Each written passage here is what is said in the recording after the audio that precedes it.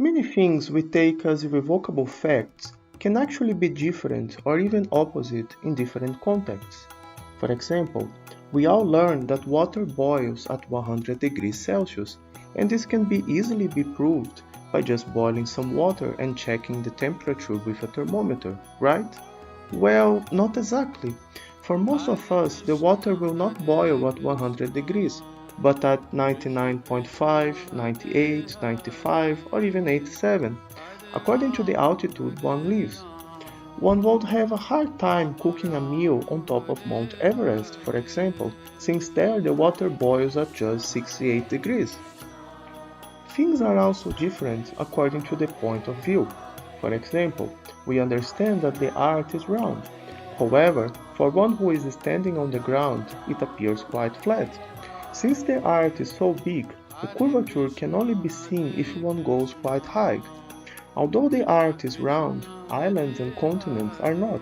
Therefore, one who lives in an island like Mauritius or Seychelles actually lives in a flat structure that is part of a round planet. Similarly, the round Earth is part of a flat structure, the Solar System, which in turn is part of an also relatively flat structure, the Milky Way galaxy. Therefore, one's concept of living in a flat or spherical structure, as well as any description created by him, can vary according to the level he is speaking about. One can say that he lives on a flat island that is part of a round planet that is part of a flat solar system, and the three statements are going to be simultaneously true.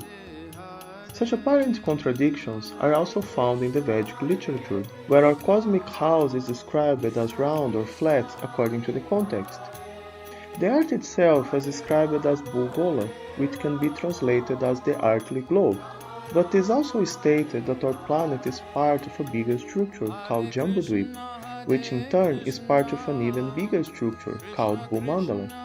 Both Jambudvip and Bhumandala lie on a flat plane.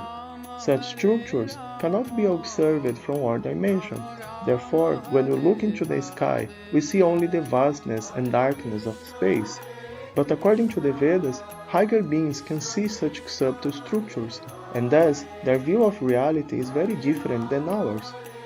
We discussed this point in our other video about the Vedic universe. Therefore, just like one can simultaneously live on a flat island, on a round planet, and on a flat solar system, one also lives simultaneously on a round earth, which is part of a larger flat structure. There is the round bull, Bhugola, and the flat bull, Bhumandala, and both exist simultaneously.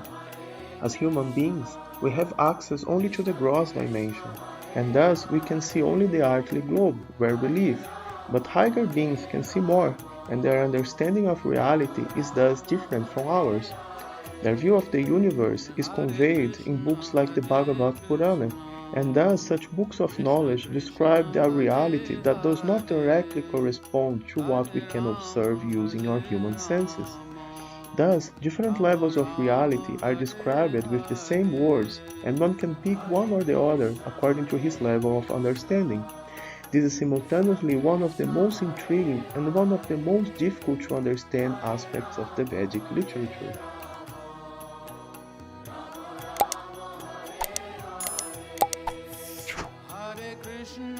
Hare Krishna, Krishna Krishna Hare Hare, Hare Rama.